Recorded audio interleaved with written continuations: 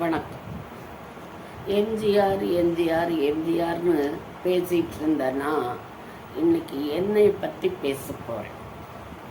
ஏன்னு கேட்டிங்கன்னா, நிறைய மனசில் சஞ்சலங்கள். இது நான் சிரித்து போடுற வீடியோக்களுக்கும் எனக்கும் கொஞ்சம் கூட சம்மந்தமே கிடையாது.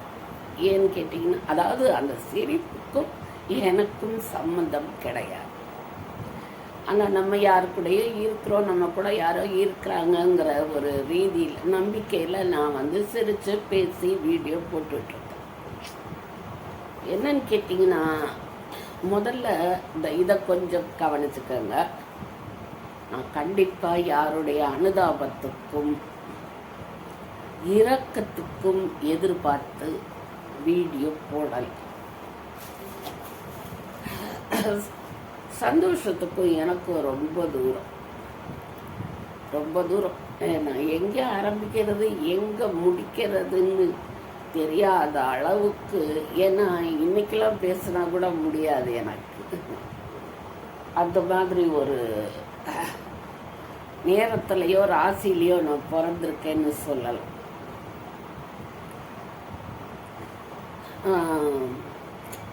இப்போ நடக்கிறத மட்டும் சொல்கிறேன். என்ன இப்போ உள்ளதை மட்டும்.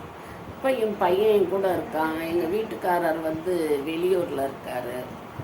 ஒரு ரைஸ் மில்லில் வேலை பார்க்குறாரு. எப்பயாவது ஒரு தரம் வருவார். தீபாவளி பண்டிகைகளுக்கு வருவார். என்னென்னா, இப்போ நான் தனியாகவே இருக்கேன்னா பையன் வெளியே போயிடும். பையன் வெளியே போனால் கூட என்னைக்காவது ஒரு நாள் தான் அது ஃபோட்டோ வீடியோகிராஃபராக இருக்குது. சொந்தமான ஆர்டர்கள் வர்றதில்லை. இல்லைன்னா பைசா நிறைய தான் கிடைக்கும். சொந்த ஆர்டர் இல்லாததுனால சம்பளத்துக்குன்னே போயிட்டு வர்றது. அது ஒரு மாதம் ஃபங்க்ஷன் இருக்கும், ஒரு மாதம் சுத்தமாக ஃபங்க்ஷன் இருக்காது. இது எல்லாருக்கும் உண்டான, அந்த வேலை பார்க்குற எல்லாருக்கும் உண்டான ஒரு இதுதான். ஆனால் சம்பளத்துக்கு போகிறதுனால அது கட்டுப்படி ஆகாது. ஒரு மாதம் வர வருமானத்தை 2 மாதம் வச்சு செலவு பண்ணுற மாதிரி தான் இருக்கு. நான் இப்போ உள்ளதை மட்டும்தான் சொல்கிறேன். எனக்கு சின்ன வயசுலேருந்தே மனசில் ஒரு சந்தோஷம் அதெல்லாம் இல்லை. இதெல்லாம் போக இப்போ பையன் இந்த பக்கம் போயிடுது. வீட்டுக்காரர் வெளியூரில், அவர் சொந்தமாக பிஸ்னஸ் பண்ணி லாஸ் ஆனதுனால நாங்கள் இருந்த ஊரில் அவர் சம்பளத்துக்கு வேலைக்கு இருக்க வைக்கப்பட்டு வேறு ஊருக்கு போனவர். நாங்களும் என் பையனுக்கு வேலை ஒன்றும் சரியில்லைங்கிறதுனால அங்கேருந்து சின்ன கிராமம் இங்கே திருநெல்வேலி. ஏன்னா பையன் வெளியே போயிடுது. ஒரு 5 வருஷத்துக்கு முன்னாடி எனக்கு கரண்ட் ஷாக் அடிச்சு கை ஒடிஞ்சு, அப்புறம் அதுக்கான ட்ரீட்மெண்ட் எடுத்துகிட்டு என்ன பண்ணுதுன்னே செய்ய முடியாத அளவுக்கு நான் நிம்மதி இழந்து போய் இருந்தேன் ரொம்ப நாள். அப்புறமா பார்த்தா அது மன அழுத்தம்னு தெரிஞ்சு அதுக்கு ட்ரீட்மெண்ட் எடுக்க ஆரம்பிக்கிறதுக்கே பல மாதம் ஆயிடுச்சு. அப்புறமா ஓரளவு நல்லா தான் இருந்தேன். 2-3 வருஷம் கழித்து மறுபடியும் எனக்கு தொந்தரவுகள் ஜாஸ்தி ஆயிடுச்சு. ஏன் இவ்வளோ நாள் மாத்திரை சாப்பிட்டுட்டு இருக்கும்போது இப்படி ஆகுதுன்னு பார்த்தப்ப தான் தெரிஞ்சு எனக்கு கேன்சர் இருக்குன்னு சொல்லிட்டு. இப்போ என்னென்னா, அந்த மாத்திரையும் எனக்கு உபயோகத்துக்கு நல்லா ஆகும், கேட்க மாட்டேங்குது. அது பிரயோஜனம் இல்லை. இப்போ வேறு மாத்திரைகள் எடுத்துகிட்ருக்கிறேன். ஆனாலும் பார்த்தீங்கன்னா இப்போ தனியாக உட்காந்துருக்குறேன். எனக்கு மனது ஒரு நிலையில் இருக்க மாட்டேங்குது. கவுன்சிலிங் அப்படின்னு போனால் நீங்கள் பழசெல்லாம் மறக்கணும், நாங்கள் அதெல்லாம் மறந்துட்டேன். ஆனால் இப்போ இருக்கிற இதுவே ஒரு சந்தோஷம் இல்லாமல் இருக்கு. நம்ம இருக்கணுமா அப்படிங்கிற ஒரு எண்ணம்லாம் வருது. சுத்தமாக என்னால் ஏதாவது ஒரு அழுக ஆனால் அதை கண்ட்ரோல் பண்ணாதான் நான் இருக்க முடியும் அந்த மாதிரி. ஆனால் இப்போ இருக்கிற சூழ்நிலையே நிம்மதி இல்லாமல் இருக்கிறதுனால என்னால் முடியல. இப்போ எந்த அளவுக்கு ஆயிருக்குன்னா, மன அழுத்தம் கேன்சர் வேறு இருக்குது, அதுக்காக டேப்லெட் எடுத்துகிட்டு இருக்கேன்னா, அப்புறம் இன்னும் பல அந்த ஆஸ்பத்திரியில் என்னென்னலாம் டிபார்ட்மெண்ட் இருக்கோ அத்தனையும் மாத்திரை வாங்கி சாப்பிட்றேன். இதெல்லாம் போக இந்த மன அழுத்தத்தினால என்ன ஆகுதுன்னு கேட்டிங்கன்னா, உச்சிலேருந்து பாதம் வரைக்கும் எனக்கு பிரச்சனை வந்துட்டே இருக்கு. இந்த இடத்துல ஒரு கூச்சம் மாதிரியா வலியா அது என்னன்னே தெரியல, வந்தா இருக்கவே முடியாது. அப்புறம் அதுக்கு மாத்திரம் சாப்பிட்டுட்டு இருக்கிறேன். என்னன்னே டாக்டர்களாலேயே சொல்ல முடியாத அளவுக்கு அந்த மாதிரி இருக்கு, புரியவே மாட்டேங்குது.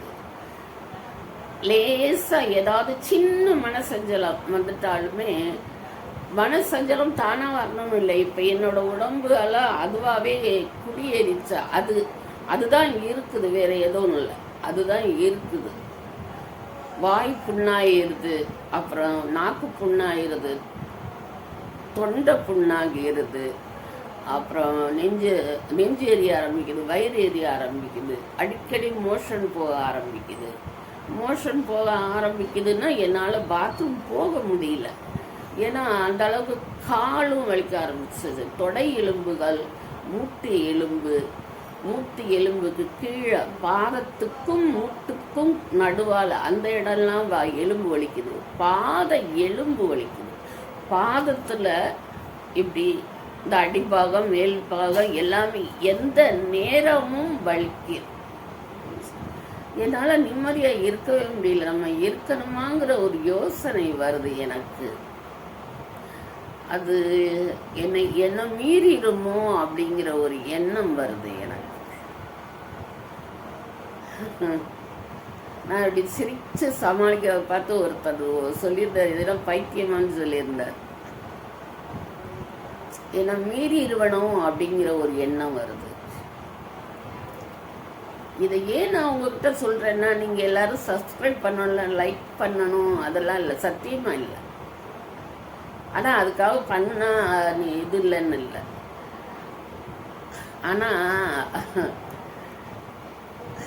என்னோட அந்த சேனல் எங்கேயாவது போய் நல்லா இதாகிறதுக்குள்ளேயே நான் ஏதாவது தவறாக முடிவு எடுத்துருவேணும்னு எனக்கு பயமா இருக்கு.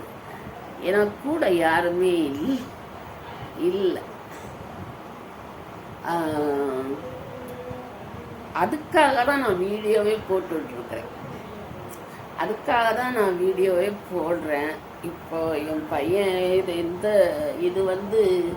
இந்த மாதத்தில் ஒன்றும் ஃபங்க்ஷன் இல்லை. ஆனால் இன்னைக்கு ஏதோ ஒரு மீட்டிங்குன்னு சொல்லி போயிருக்கு.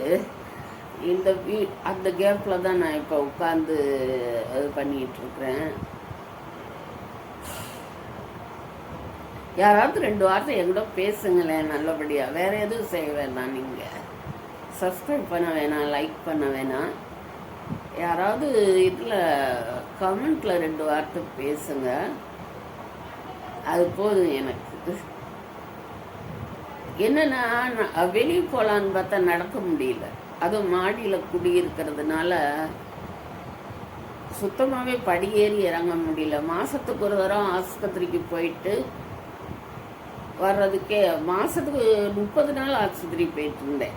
இப்போ நானாகவே அது நம்ம கண்ட்ரோல் பண்ணணும்னு நினச்சி மனசை எங்கேயும் அளப்பாய விடாமல் வச்சுக்கிட்டு இருந்து பார்க்குறேன். அதனால் அந்த மாதத்துக்கு ஒரு தரம் போய் தங்கி அட்மிஷன் போட்டு இதுக்கு காப்பீட்டு திட்டத்தில் மாத்திரை வாங்கிட்டு வருவேன் கேன்சருக்கு.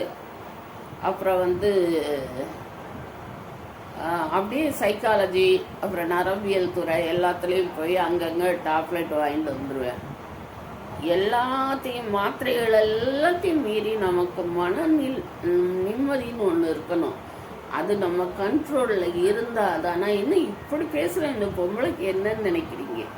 நான் படுற பாட அந்த கடவுளுக்கு தான் தெரியும். அதனால தான் நான் எதுவும் தவறான முடிவு எடுத்துருவேணும்னு பயமாக இருக்குது.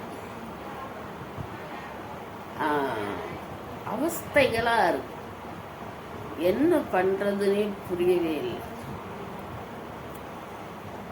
அது மாடியிலேருந்து கீழே வீடு இருந்தாலாவது ஏதாவது ஒரு குச்சியை ஊனிக்கிட்டாது வெளியில் போய் ஜனங்களை பார்த்தாலாவது கொஞ்சம் மனசுக்கு இதாக இருக்கும் அப்படின்னு சொல்லி தோணுது.